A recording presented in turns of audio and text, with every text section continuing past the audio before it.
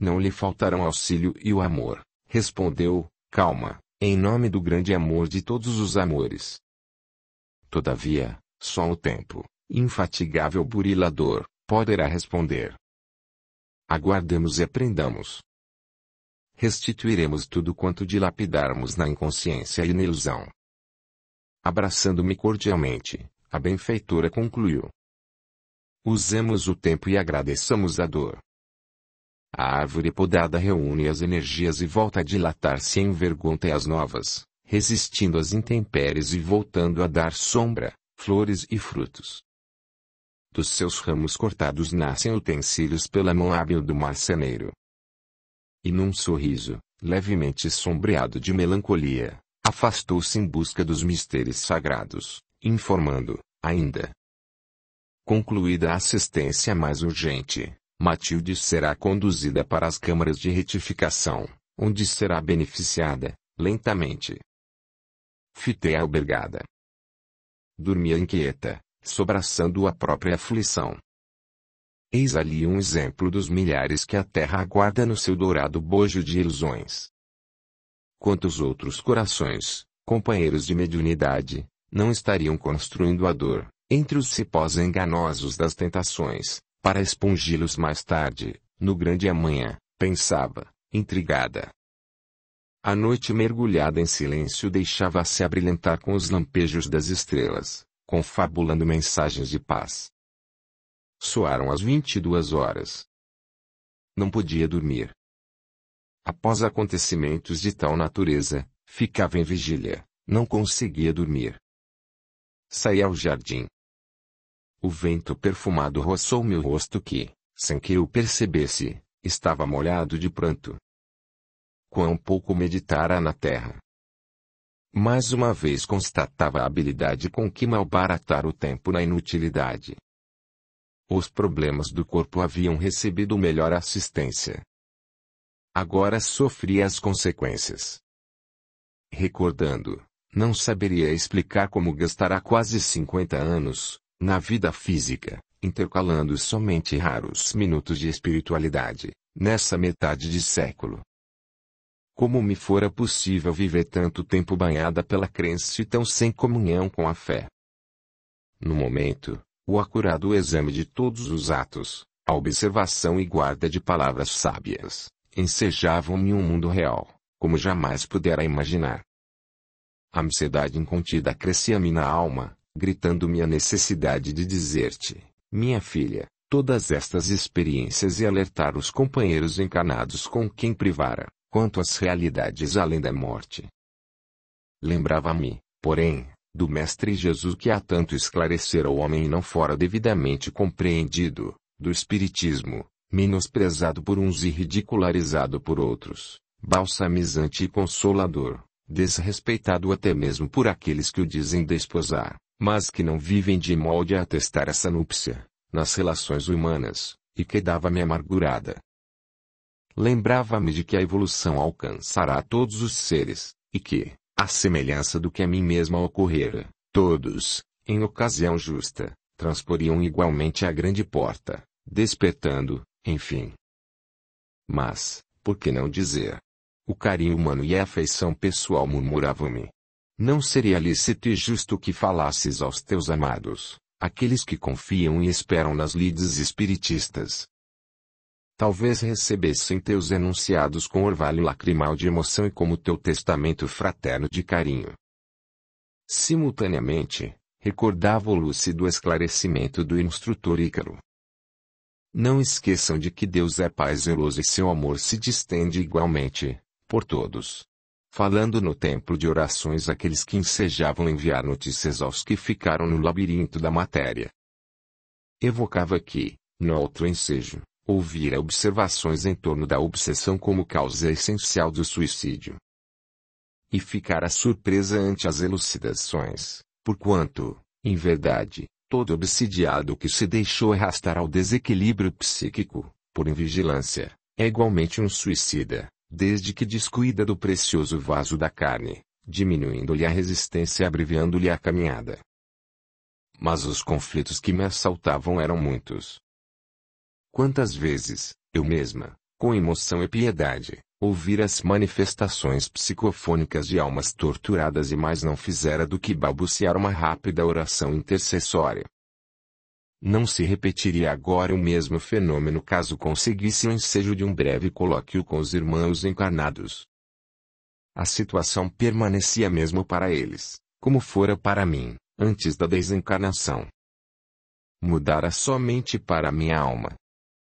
Era, pois, imprescindível esperar e sobretudo confiar. A saúde, no entanto, dilacerava-me. A necessidade, minha filha, de falar-te, o anseio de retornar ao nosso lar, rever os amores, da retaguarda, angustiavam-me. Rogaria permissão à irmã Zélia, logo se me ensejasse ocasião. Confiaria ao futuro a minha ansiedade. Audiolivro realizado pelo canal Surya Chand Audiobook. Capítulo 22. Castigo ao crime. Entre os companheiros de enfermaria, Clélia, a jovem epiléptica, era uma das internadas a quem muito me afeiçoara. O seu rosto cândido e pálido, quase infantil, banhado por permanente nostalgia, falava-me muito a ternura.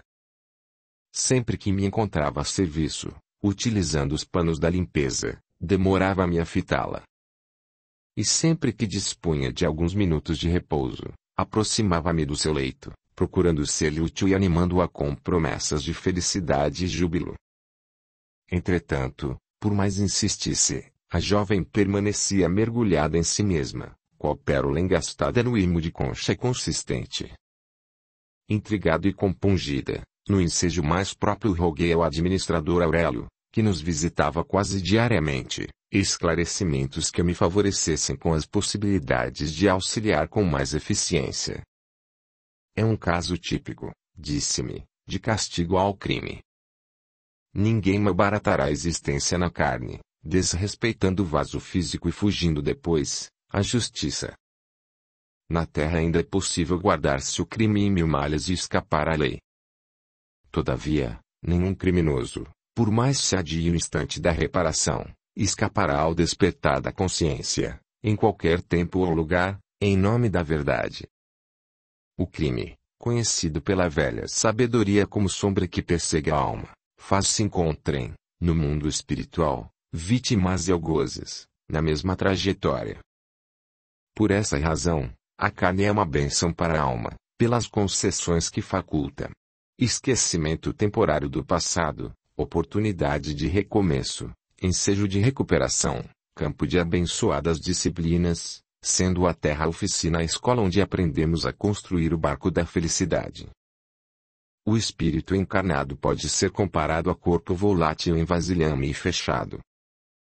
Tem ação limitada e não sofre influências externas violentamente. Desencarnado, porém, é como ácido livre a expandir-se, combinando-se com similares e misturando-se a eles. Reencontros, reajustamentos negligenciados, dívidas não resgatadas, remorsos candentes. E após breve silêncio. E o caso de Clélia?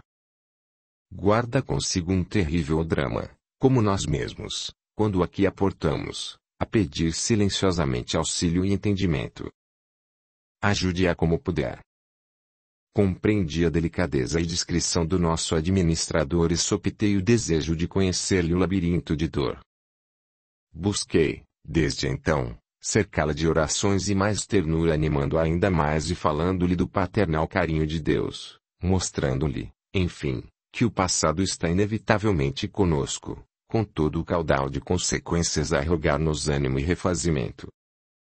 Todavia, mais do que palavras e compaixão, a doente necessitava do amor que gera entendimento fraterno e compreensão. Para que se possa auxiliar devidamente, é imprescindível amar. Muitas escolas e organizações terrenas estão cheias de expoentes da palavra e de intercessores piedosos, no entanto, bem poucos se encontram cheios de amor para doar.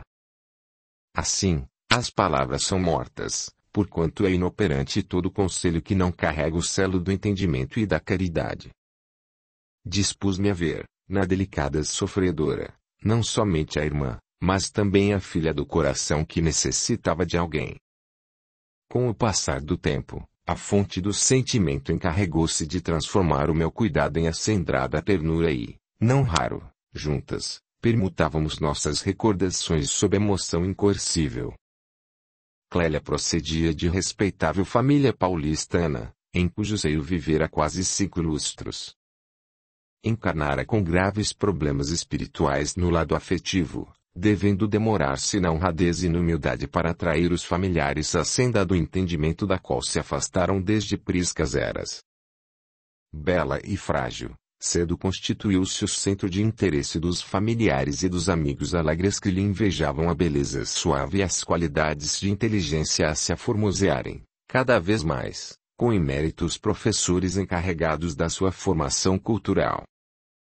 Sorria-lhe a vida entre venturas e promessas de felicidade. No entanto, não se sentia feliz. Constantemente era presa de tormentosa tristeza que carregava de dor o solar imenso onde residia. Sentia-se presa a recordações dolorosas que se acentuavam quando em estado depressivo, como se vivesse a evocar pavoroso passado, perdido em brumas e sombras. E nesses estados, invariavelmente era acometida de desmaios imprevistos, despertando, banhada de suores, sob atrozes padecimentos. Consultados, os especialistas atestavam cansaço mental, necessidade de espairecimento, receios. Passada a crise, só a lembrança dolorosa, como imagem de sonho a diluir-se, e ela permanecia angustiada, até quando os deveres voltavam a povoar-lhe a mente, tomando-lhe a atenção. Algo, porém, seguia frequentemente, como um receio ou uma premonição fantasmagórica. Aos 22 anos, conheceu um jovem de procedência humilde, filho de imigrantes, Calo, que a sensibilizou de imediato. Fascinada pelos encantos físicos do moço que servia numa das organizações da família dela, não se receou de animar um romance que prenunciava, de início, consequências graves. Todavia, apesar de reconhecer os obstáculos que surgiriam para a concretização de uma aliança feliz, não podia esquecer o homem que a arrebatava. Nessa ocasião, os estados angustiantes aumentaram, conduzindo ao leito, para dissabor geral. Acreditando que o agravamento da enfermidade tivesse origem na excitação, fruto do romance que ocultava, resolveu falar à mãe, aconselhando-se. Na primeira ocasião, em pranto, narrou-lhe a sua aflição e, ante o espanto materno, compreendeu que jamais experimentaria a felicidade que ansiava, ao lado do amado, o que, logo após, pôde positivar. Passados alguns dias, a conselho médico, seguiu para a França, a repousar nas águas famosas de Vichy, onde certamente se beneficiaria. 6 longos e tristes meses permaneceu no velho continente sob cuidados médicos e desvelos maternos, visitando cidades, demorando-se junto aos famosos lagos e montes da Suíça e nas ensolaradas praias da Riviera. Por mais tentasse esquecer o jovem, não o conseguia, deixando-se lentamente consumir pelas vorazes labaredas de desenfreada paixão que arquitetava planos macabros quando do retorno. Calo, entretanto, dissipador e ingrato, reconhecendo a afeição da filha do patrão, aguardava somente lhe abrissem as portas de acesso à fortuna e ao poder. Esperava assim, a volta da inexperiente menina. Acreditando esquecido o romance da filha, Madame M. retornou a Pauliceia, acompanhada da jovem que parecia aparentemente recuperada, embora conservando os sinais habituais da melancolia. No imo da moça, o vulcão do desenfreado amor não se apagara. Ao contrário, rugia violento. Retornando, tentou logo um encontro com o moço amado e, em breve, irresponsável, entregou-lhe o corpo, como se assim testemunhasse a afeição de que se encontrava possuída. No lar tudo corria feliz. Com algum tempo Clélia começou a sentir alarmantes sinais. Consultou, incógnita, famoso ginecologista. A resposta aniquilou-a. Ia ser mãe. Retornou-lhe a inquietação, a necessidade de libertar-se do filho não solicitado. Veio a lembrança a honra da família, a vergonha. Como se a desonra se constituísse, apenas, do conhecimento público da falta e não do ato praticado. Nas visões desordenadas que passou a experimentar, agora mais do que antes, obsidiavam na vozes de alguém, ensanguentado, rogando-lhe piedade e socorro. A visão hedionda suplicava-lhe a oportunidade de renascimento, a bênção da vida. Despertava, subitamente, banhada de suores frios, com a ideia fixa, porém, do crime planejado. Ao terceiro mês de gestação, assalariando o hábil especialista da grande cidade, libertou-se do débil corpo e, após algum repouso na casa de campo, voltou ao convívio social. As crises, então identificadas como epilepsia, repetiam-se a miúde, abatendo-a e apresentando sinais de enfermidade mais grave. Durante os acessos que se alongavam qual pesadelo cruel, voltava-lhe à mente congestionado o extirpamento do filho que, aos seus olhos, crescia e se transformava numa visão tenebrosa, como implacável goza a apontar-lhe o corpo retalhado, clamando em convulsões terrificantes. Vingança. Vindita, pondo-se a persegui-la até o total mergulhar nas águas escuras do desfalecimento. Decorridos quase 14 meses do atentado, já não podia mais sequer erguer-se do leito. A tuberculose que a minava lenta e cruelmente, tomou vulto ameaçador, devorando-lhe as últimas energias do organismo combalido.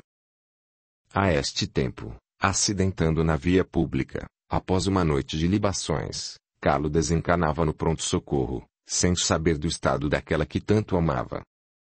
3 dias depois, Clélia fez igualmente a grande viagem, ignorando a tragédia ocorrida com o seu amado.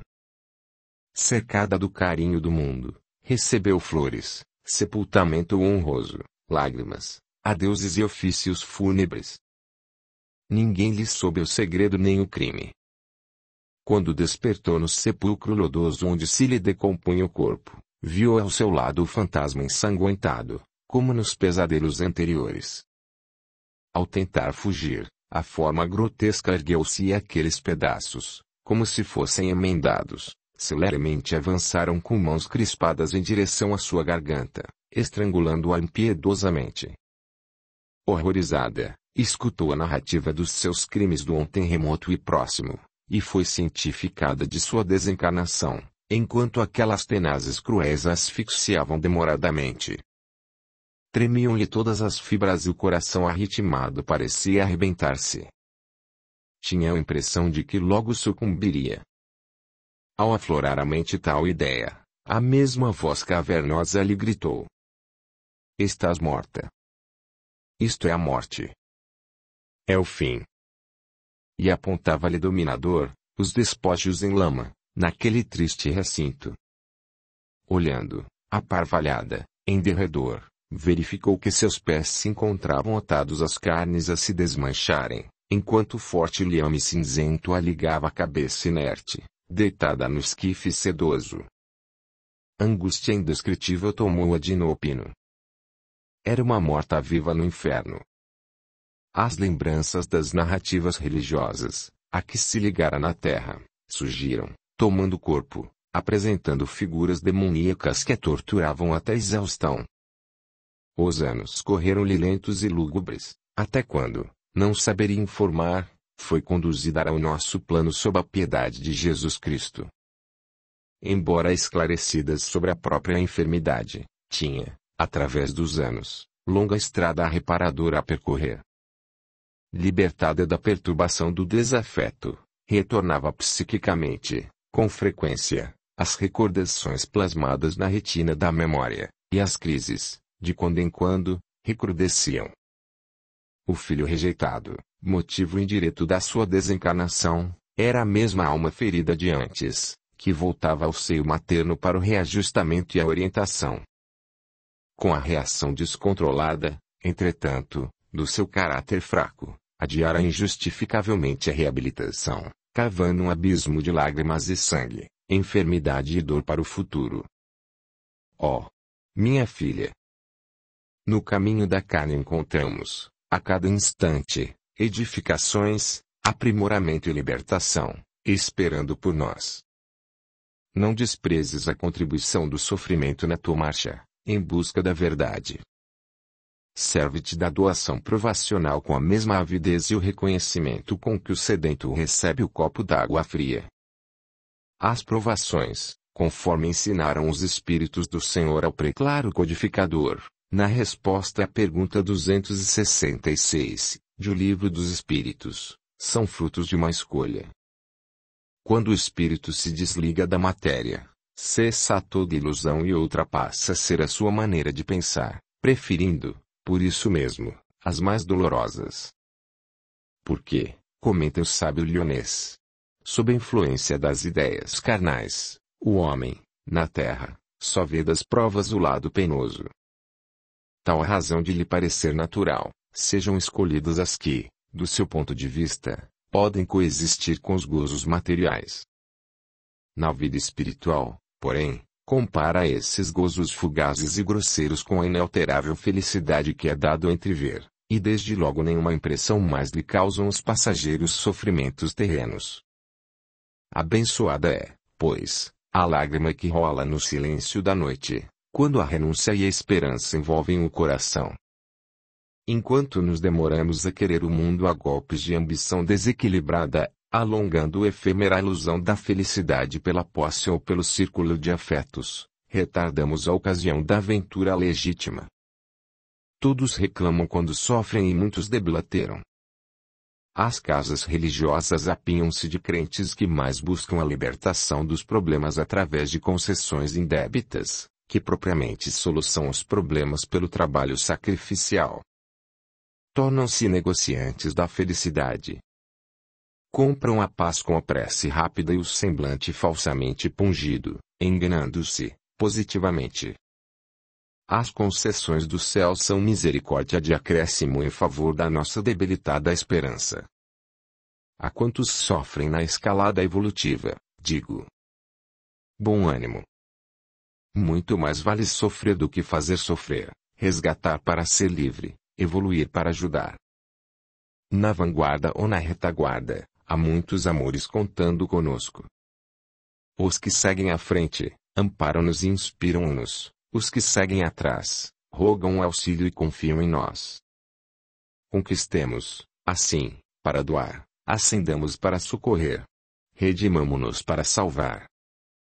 Jesus e nós, nós e o próximo. O caminho é o mesmo para o oásis bonançoso. Sigamos. Capítulo 23. Ditoso o encontro. Os dias sucediam-se cheios de ensinamentos. Quando, depois de grande período de cegueira, voltamos a enxergar, ficamos deslumbrados com a beleza da visão e quedamo-nos extasiados. Os cenários mais conhecidos apresentam novos motivos e detalhes que antes não foram percebidos, mas agora nos convidam a meticuloso exame e acurada observação. Em relação à alma que regressa à pátria espiritual, o fenômeno é o mesmo. A natureza que envolve o educandário hospital de nossa colônia, muito semelhante à paisagem terrena, diversifica-se somente pela exuberância de cores e o aformoseamento mais cuidado do ambiente. É que a visão ampliada favorece a observação. Mesmo na Terra, quantas vezes passamos por verdejante Campinas sem dar-lhe a menor atenção? Não são muitos os homens que se deixam extasiar por um crepúsculo, na quadra da primavera, ou por uma noite enluarada, nos meses de verão. Com os olhos cobertos de tristeza, na jornada da carne, o homem tudo vê triste.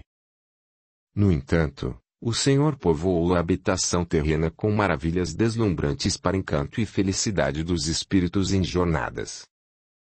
Em nossa esfera, porém, fascinados pela ânsia de crescer, evoluir e reparar, a natureza é mensagem de constante harmonia, sublimando a saudade, concitando ao alento e felicitando o coração.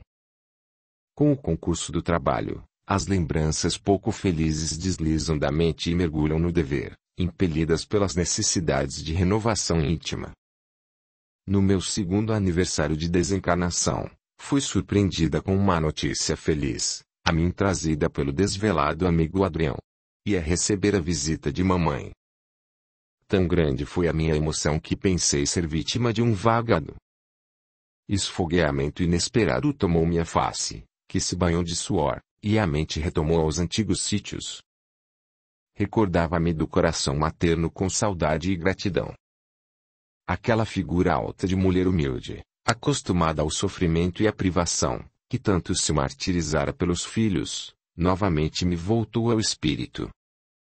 Em minhas indagações mudas, habitualmente buscava através dos colóquios da prece. Onde estaria? Qual a sua situação? Seria feliz? Ainda estaria desencarnada ou já teria voltado à crosta? Onde?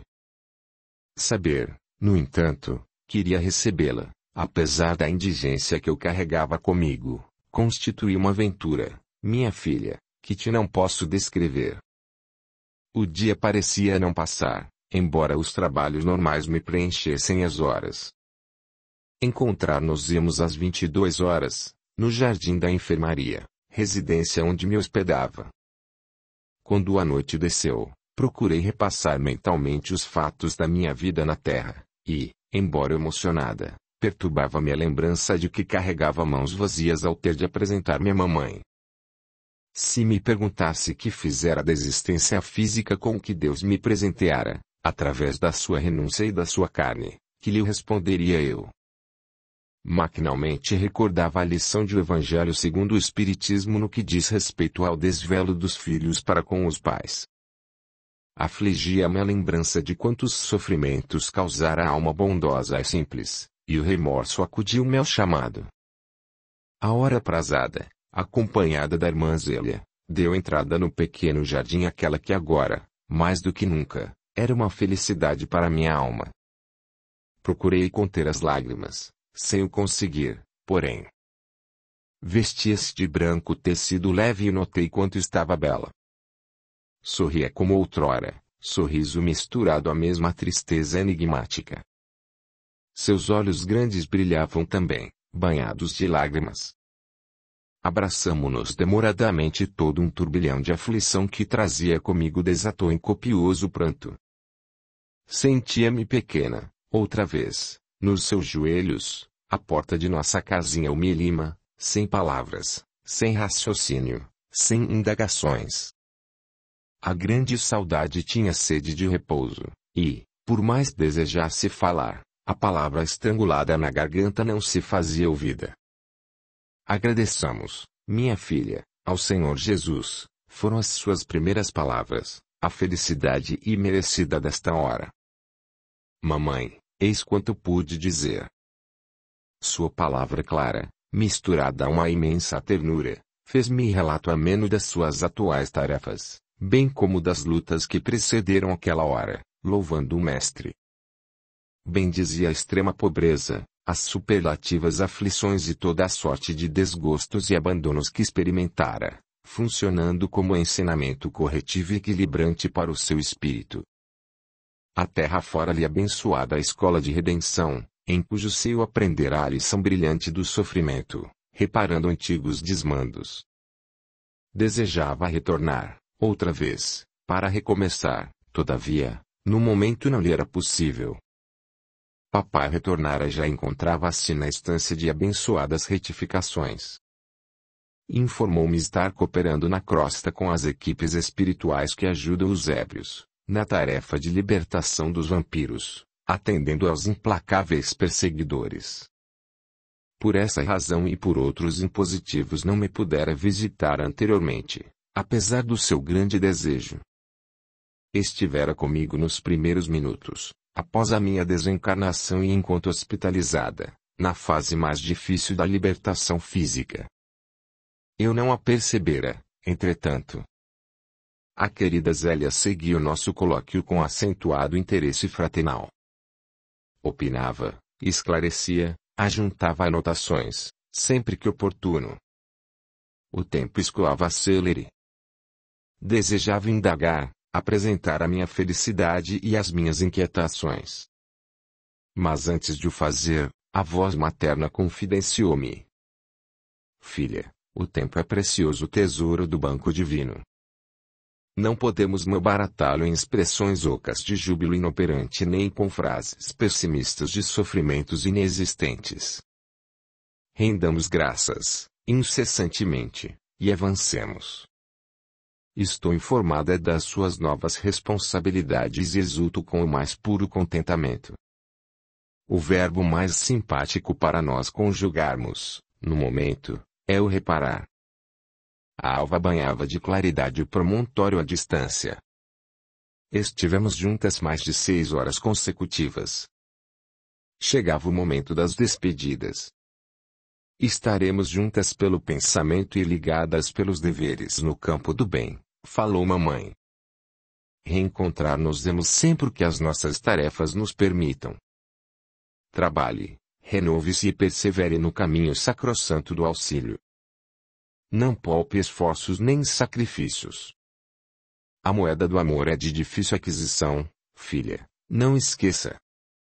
Abraçamo-nos e novas emoções nos tomaram a ambas. Além acenaram, irmãs ela e mamãe, banhadas da luz nascente da madrugada. Não me pude recolher. Continuei no banco onde nos demoramos, recapitulando, recordando. Realmente o dia começa com a alva. Era necessário começasse o meu novo dia. Lembrei-me, então, de ti, minha filha, na caminhada dos homens, e compreendi que necessitava crescer e desdobrar-me. Jesus convidava-me, em silêncio, a seguir o rumo do sacrifício. Aspirei o ar balsâmico da manhã e pousei os olhos no disco solar. Delicada melodia varria a natureza. Seria externo ou era apenas a música de recolhimento e gratidão que o meu coração cantava? Capítulo 24. Boas novas. A esse tempo fora lotada na equipe daqueles que aplicavam passes a recém-desencarnados. As lições aprendidas com Adrião, junto ao leito de Clélia, abriram-me as portas às possibilidades do auxílio, como jamais poderia supor antes. Com o carinho do Dr. Cleofas, que me incluiu entre os seus auxiliares, fui lentamente aprendendo novos métodos de assistência através dos recursos do passe magnético, compreendendo o largo campo de socorro que temos ao alcance e de que raramente fazemos uso. Compreendi que a condição essencial para o passe é o amor puro e desinteressado, ligado ao espírito de renúncia e confiança nas dadivosas fontes da energia. Aquele que perder a vida, ganhá-la, informou o mestre. E o conceito do divino instrutor pode ser aplicado no mister passista, quando se vai a seu serviço atender a quem sofre. O desejo de dar-se, de perder a vida para que outros sejam felizes, concede a vida plena ao doador e ao beneficiado. Diariamente, ao lado do dedicado benfeitor, junto aos recém-chegados, colhi informações preciosas das malogradas experiências na carne. Verificava que na grande travessia, entre os homens, a grande maioria era colhida pelas tormentas do passado, incidindo nos mesmos desequilíbrios, para cuja libertação reencarnaram. Aprendi que as ideias que mais perturbam e as coisas que mais influenciam, devem ser vencidas a qualquer preço de dor. Carregamos na mente os valores de ontem que nos continuam a subjugar, conduzindo-nos a desmandos. Audiolivro realizado pelo canal Surya Chand Audiobook. O amor selvagem, o desequilíbrio alimentar, o álcool, a cólera, o orgulho e o egoísmo eram os grandes responsáveis pela libertação precipitada das almas. Eles respondiam pela larga cópia de crimes no orbe e pelos dolorosos estados de horror e loucura após a cortina tumular. Constatei, muitas vezes, que o excesso de comida conduz maior número de almas à morte do que a carência de alimento. A paixão criminosa da posse apresentava grave índice de desequilibrados que, irracionalizados, se atiravam aos desvãos cruéis do anarquismo de toda a ordem. E por detrás de todos esses tremendos insucessos estavam os débitos de ontem, ligando almas a almas, erros a reparações frustradas, algozes a sicários, em atritos continuados. e concluía que Jesus, 2000 anos depois de ter estado entre os homens, continuava ignorado. Tão fácil e clara figurava-se-me a sua doutrina, agora. Perdoar 70 vezes 7. Amar os inimigos. Desculpar os caluniadores. Marchar 2000 passos junto a quem nos pede uma caminhada de 1000. Ignorar o mal e tolerar-lhe os males. Dar também a túnica àquele que pede a manta. Recordava-me, filha minha, quantas vezes eu própria desrespeitava esse código singelo e expressivo. Quantas quedas marcaram a minha alma por desatenção a essa preciosa síntese. E o orgulho, o egoísmo e a ira eram os responsáveis pela desatenção. Inimigo multimilenar de nossa integração no roteiro fraternista, o eu governa multidões e estilhaça corações. O impacto da sua carga aniquila expressões valorosas de respeitáveis promessas. Aquele que quiser vir após mim, ensinou o mestre, renuncie-se a si mesmo, tome a sua cruz e siga-me. Desde a infância, habituamo-nos a ouvir essa luminescente advertência, no entanto. Eis os resultados em toda parte. A terra era abençoada promessa para a imortalidade vitoriosa, de todos, no entanto, a multidão que chegava à colônia, diariamente, mais se parecia a malogrados navegadores, colhidos por vendaval imprevisto. As câmaras reservadas à loucura apinhavam-se, constituindo motivo de preocupação aos mensageiros da paz, na administração da casa, consoante me informara o bondoso médico. Os hipnotizados, hibernação mental, enchiam várias enfermarias, guardando a face esmarcada pelos horrores dos últimos dias na carne e os primeiros no além, sob o acicate impiedoso dos adversários intransigentes. Assemelhavam-se a mortos-vivos, mumificados, nos quais somente a débil respiração assinalava a presença da vida. Noutras horas, sob o benefício da prece e do passe, pareciam despertar, olhar esgazeado, estampando no rosto o pavor, monossilabando com dificuldade de articulação sons incompreensíveis, para recaírem na mesma prostração de antes. Era como um infinito desfilar de destroçados por guerra horrenda.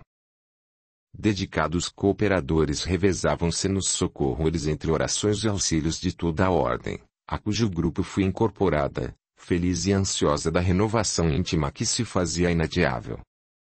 Decorriam já 3 anos da minha desencarnação, quando a querida Zélia me acenou com a possibilidade de um retorno ao lar, em visita, por 8 dias, fazendo parte de um grupo de companheiros sob a sua orientação, voltando ao seio das famílias. Não me podia conter de expectativa e ansiedade. Sabia não merecer essa desejada bênção. Vários amigos novos explicaram-me, anteriormente, as dificuldades de conseguir sensejo para reencontros na crosta. Ante essa promessa, não me podia dominar, visitada a todo instante pelo júbilo e pela emoção. Depois da estafante tarefa de socorro a acidentados de estrada de ferro, recolhidos à nossa colônia, a amiga espiritual informou-me que, no dia seguinte, quarta-feira, às 19h30, eu retornaria ao lar, em programa de visita. Lembrei-me de que sempre escutava a tua voz, orando com meus netinhos, no culto doméstico do Evangelho, nos dias de quarta-feira. Sem conter a própria felicidade, osculei as mãos da benfeitora, que sorriu feliz, deixando-me a conjeturar.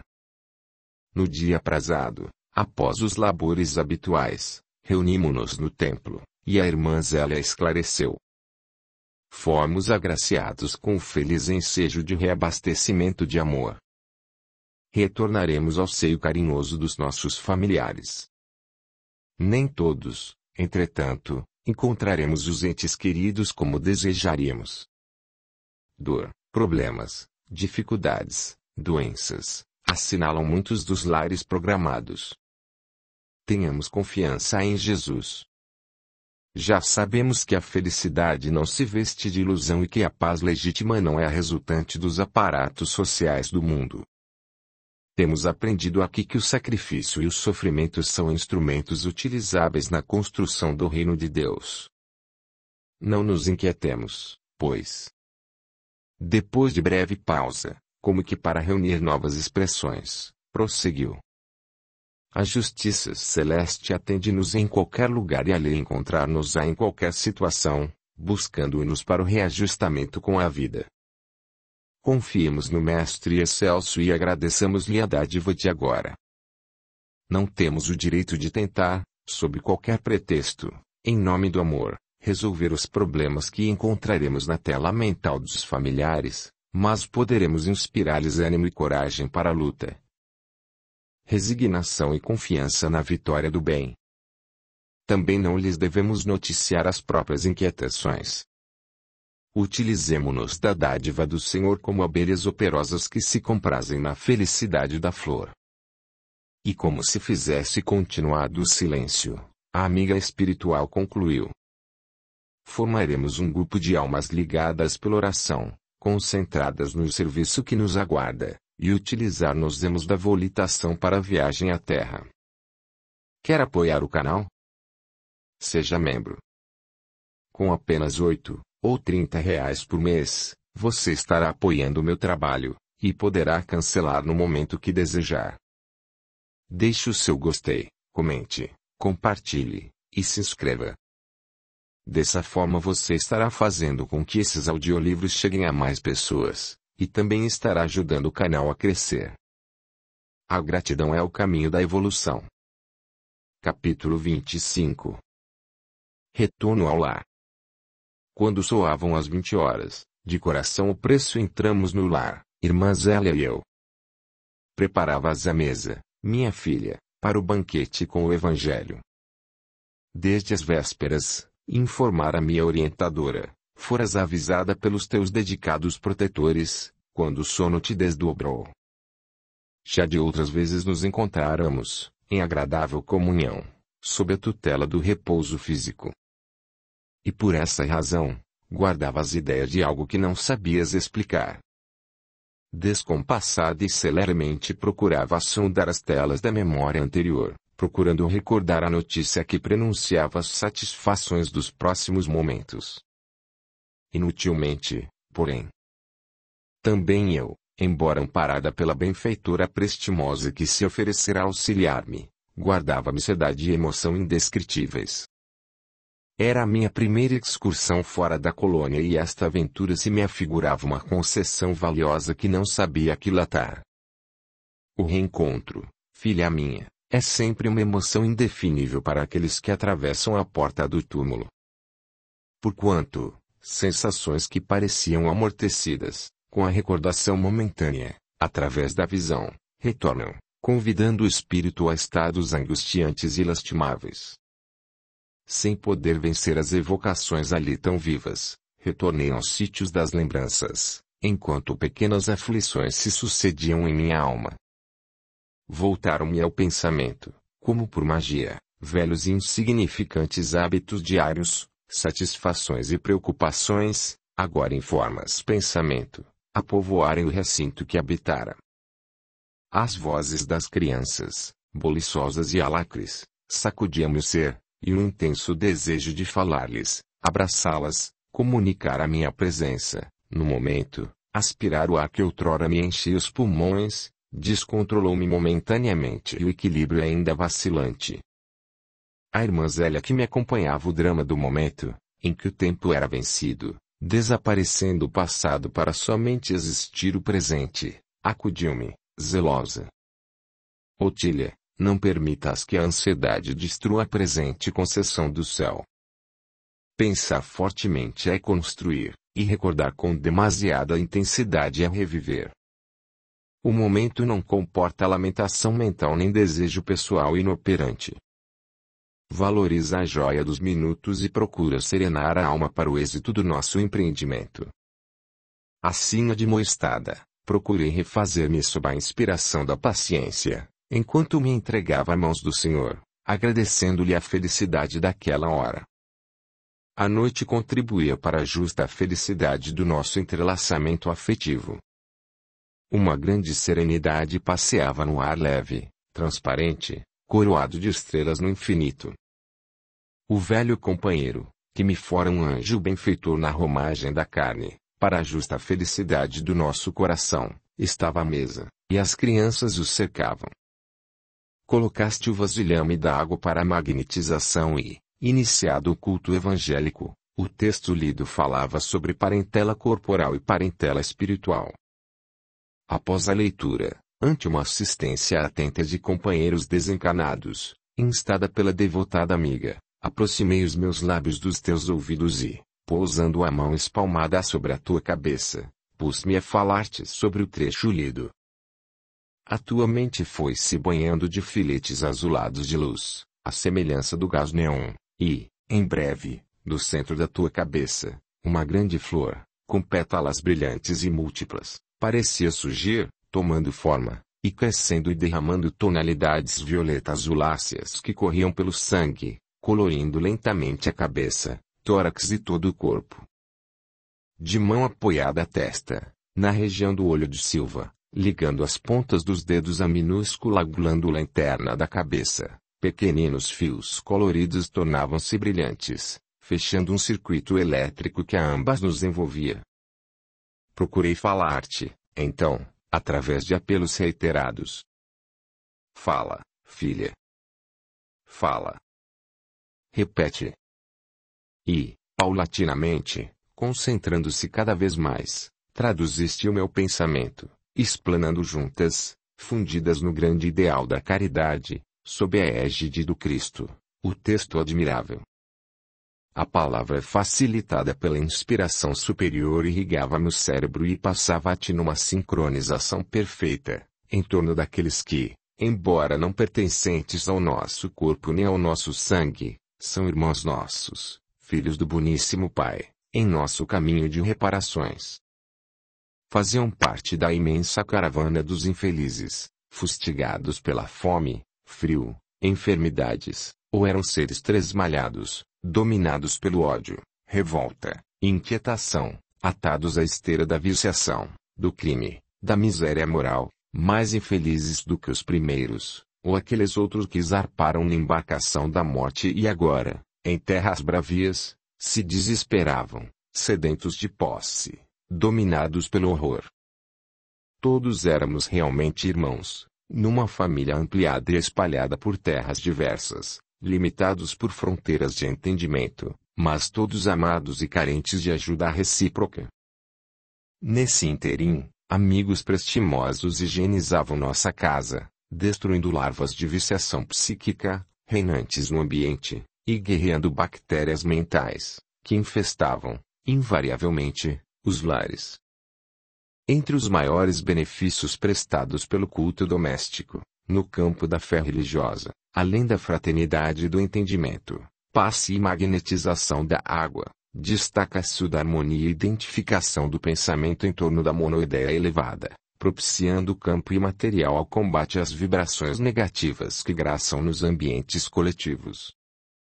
Nosso colóquio prolongou-se por 20 minutos, aproximadamente, quando conclamamos os ouvintes à caridade, desde a compaixão emotiva ao auxílio socorrista, materializado em doações pessoais, como entendimento, distribuição de pão, remédio e agasalho. Compreendemos que o homem, aparentemente mau, é apenas um enfermo, portador de muitos males, e que o coração que se banha nas águas turvas do ódio é apenas um espírito desequilibrado, sem roteiro nem discernimento para utilizar com sabedoria as oportunidades do caminho. E, em face disso, nossa função é amparar o doente, combatendo-lhe a enfermidade, ajudar o mal, guerreando o mal que lhe perturba a organização espiritual, consoante os ensinamentos de Jesus. Apagadas as luzes para as vibrações e preces intercessórias, utilizei-me do momento para cooperar na transmissão de energias, imitando os nossos amigos mais lúcidos, oferecendo-te, e aos nossos, a doação materna, em carinho e coragem, confiança no futuro e entendimento na dor, essa grande libertadora, alargando, com auxílio divino, os nossos celeiros e guardando neles os valiosos recursos do momento, para os dias do futuro. Encerrada a reunião, acompanhei a alegria geral, participando das conversações posteriores, ligada pelos fios do pensamento e assegurando-te a confiança vacilante, quanto à minha estada, no lar, naquele momento. Uma grande ventura invadia-me toda. Mais uma vez observava a excelência da fé e o valor do lar cristão nos grandes cometimentos da vida. Voltou-me à mente o ensinamento do Divino Mestre. Aquele que crê em mim já passou da morte para a vida, e senti na vida a vitoriosa, além da morte, a mensagem cristã como um farol abençoado. Graças ao Espiritismo, que nos legou os meios que favorecem a comunicação entre os dois mundos, podem as almas trazer a notícia aos caminhantes da experiência física, revigorando-se pela permuta de amor, já que não cessam as emoções no intercâmbio da vida. Graças a Allan Kardec, que matou a morte, podemos hoje repetir que realmente ninguém morre. A vida é inextinguível. Com a destruição do corpo, o espírito libra-se acima das vicissitudes e continua. E ante a minha felicidade, não pude deixar de render o meu culto de gratidão ao professor Lyonès que tanto sofreu, desde a chocarrice e o escárnio dos contemporâneos até o opróbrio e a maldição, para positivar a continuação da vida, depois da destruição dos despojos materiais. Somente quanto a noite seguia avançada e te recomeste ao leito, pude receber-te nos braços, nas asas do sono, demandando, ao lado da abnegada benfeitora, o pouso onde nos demoraríamos, durante a excursão de aprendizado na crosta. No alto, as estrelas prateavam de faiscantes e luminosos fios o veludo espesso com que se cobria a noite formosa. O ar misturado de ozônio e iodo, vindos da viração marinha, brincava no silêncio noturno.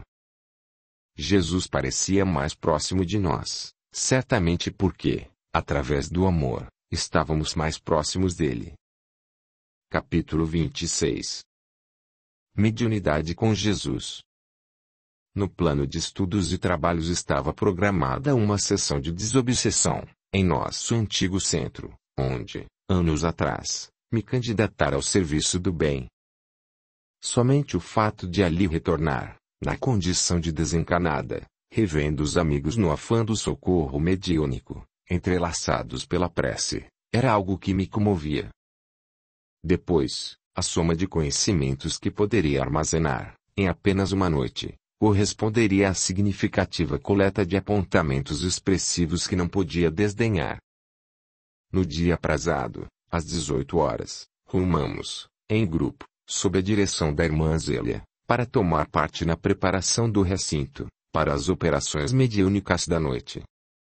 Aquela hora a sáfama era grande.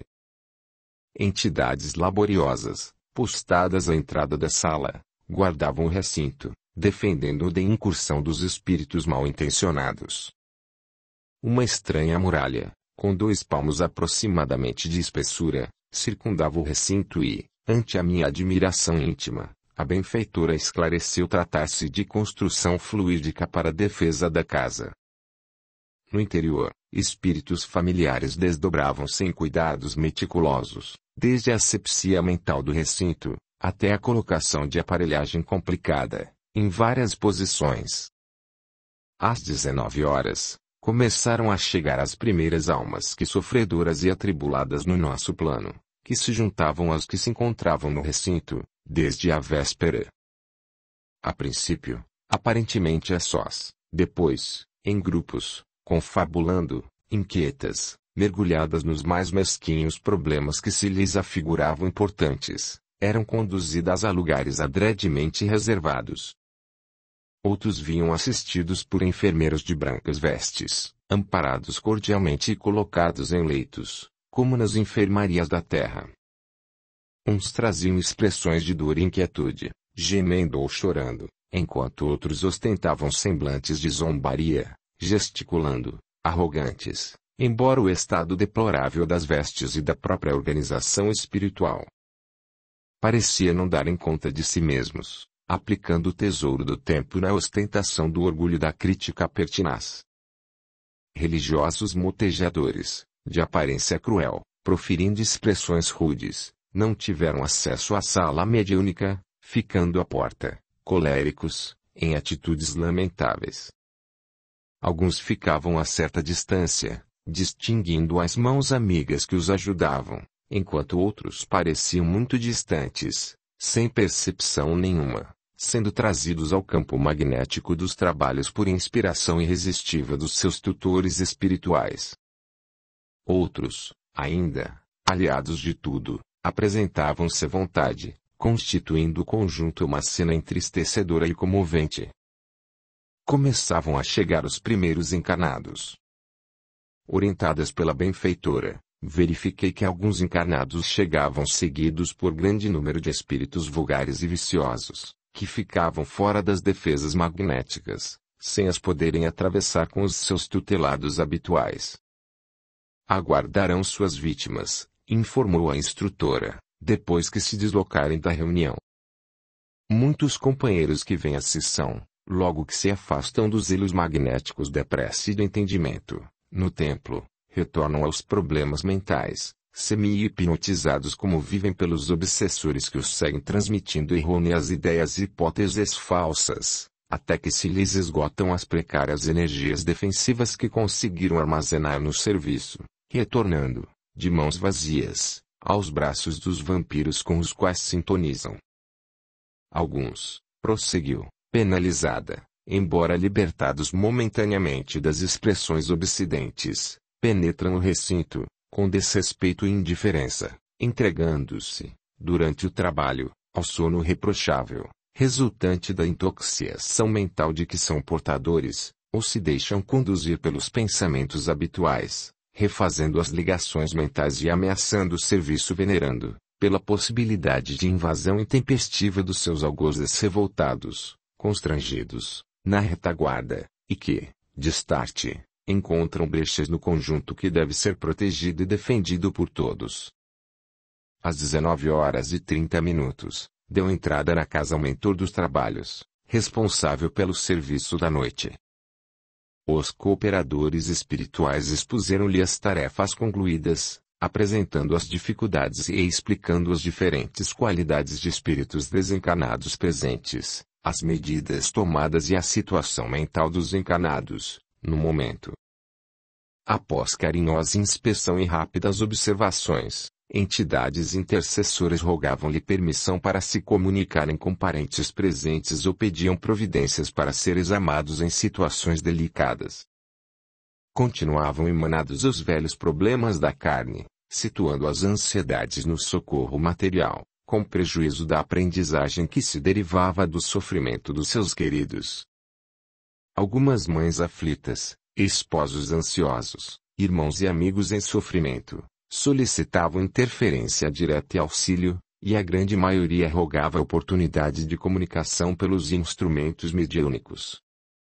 Delicado, porém enérgico, o instrutor explicava a uns, expunha a outros, que o serviço a realizar se encontrava-se programado com antecipação, e que, no momento, muitas eram as dificuldades a transpor no concernente à colheita de resultados. No plano físico, começavam a leitura e conversações preparatórias. Conversação sadia, tertúlia edificante. Muito embora as comunicações somente sejam possíveis às 20 horas, explicou a irmã Zélia, esse espaço de tempo destina-se à desintoxicação, ao desencharcamento mental dos encarnados e harmonização psíquica dos médiuns com os desencarnados que se vão comunicar. Nesse momento, aproximando-se do nosso grupo, o instrutor espiritual saudou a irmã Zélia e congratulou-se conosco, pela presença no trabalho da noite. O velho amigo abraçou-me, informando-me estar cientificado de que eu iria ocupar o canal psicofônico do médium Marcos, para breves palavras. O médium, explicou-me ele, por sua vez, estava instruído nesse sentido, desde as vésperas, embora não se recordasse, conscientemente. Como você sabe, esclareceu, sorrindo, o acaso é resultante de um trabalho feito com muita antecedência. Desejando-me feliz intercâmbio, afastou-se para continuar os mistérios que lhe diziam respeito. Fiquei emocionada e reconhecida. Quase à hora da prece de início da operação de intercâmbio, 2 retardatários deram entrada no recinto, prejudicando, seriamente, a estabilidade psíquica geral. São infelizes indisciplinados, obtemperou irmã Zélia ao constatar a consternação geral dos trabalhadores presentes. Nossos irmãos, prosseguiu, infelizmente, se habituaram à negligência e, por mais os advirtamos, demoram-se na atitude indiferente, entre prazer e dever. E continuando, arrematou. Agitados e confusos, como se encontram, não poderão tomar parte na reunião. Ficarão fora das defesas internas até que se ajustem mentalmente ao clima local. A prece foi feita pelo diretor encarnado que, a esse tempo, estava parcialmente incorporado pelo instrutor espiritual e fortemente inspirado. As palavras simples e sinceras do velho amigo de ontem comoveram-me ainda mais. Devotado instrutor do nosso plano utilizou-se da organização do médium Marcos para as orientações de início. A primeira comunicação ocorreu logo. Era uma alma impertinente ligada ao médium, em difícil processo de reajustamento, sob o lastro de uma dívida que se repetiu em várias encarnações com insucesso de ambos, informou a orientadora, sempre prestimosa. Nesse momento, notei que algumas manchas, à semelhança de bolas escuras, caíam sobre o médium. Com o olhar, interroguei irmã Zélia. O esclarecimento veio rápido. São as vibrações da assistência encarnada, disse, tristonha. Alguns companheiros nossos, do plano físico, prosseguiu a meia voz, além de não cooperarem, atrapalham com pensamentos de dúvidas, indiferença e até, não raro, de mofa. Não se apercebem do grande drama que envolve as duas almas e, por isso mesmo, prejudicam o registro das impressões, pela mente do médium que, assim, ainda mais se desequilibra. Audiolivro realizado pelo canal Surya Chand Audiobook. Chamando-me, a amiga incansável. Respeitável senhora, indagando. Notas algo? Sim. Está dormindo. Exatamente. O fenômeno é a hipnose à distância. Seu perseguidor ficou na retaguarda, no entanto, continua ligado ao seu pensamento pela ideia. E não se pode fazer nada por ela? Indaguei, penalizada. É o que estamos tentando, no presente momento, respondeu. Trabalhando e procurando ajudar, convidamos-la à colaboração e à vigília, em favor dos demais sofredores. Convém não esqueçamos que a lei é a mesma e invariável, para todos. Cada alma é sempre socorrida, no entanto, a ascensão só se fará pelos pés em movimento no bem, de quem deseje subir. Infelizmente, continuava, esclarecendo, a nossa consoror, como muita gente, em chegando à reunião, acomoda-se, e, distante da atenção séria e do respeito ao Senhor que nos rege os destinos, por cansaço ou negligência, entrega-se ao sono, sem lhe oferecer a menor resistência. Que fazer? Inquiri, condoída. Orar por ela e por todos, confiando no tempo.